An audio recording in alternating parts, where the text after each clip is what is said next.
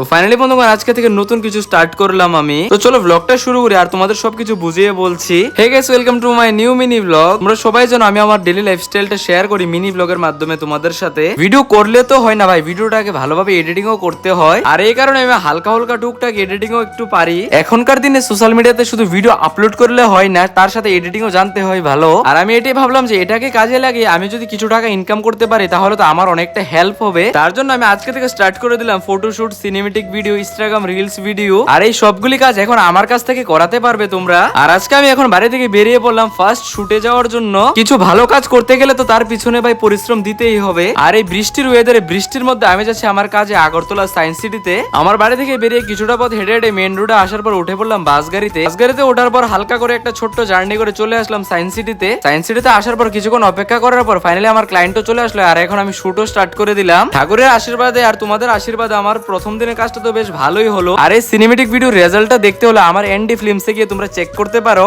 আমার এই ইনস্টাগ্রাম প্রোফাইলের বায়োতে এনডি ফিল্মসটা মেনশন করা আছে। তোমাদের কাছে যদি একটু সময় থাকে তাহলে অবশ্যই ভিজিট করো। তোমরা যদি এরকম ভিডিও বা ফটোশুট করতে চাও অবশ্যই আমার সাথে কন্ট্যাক্ট করতে পারো। আজকের জন্য এতটুকু। ব্লগটা ভালো লাগে চ্যানেলটা সাবস্ক্রাইব করো, ব্লগে একটা লাইক করে সুন্দর একটা কমেন্ট করে দিয়ে যাও।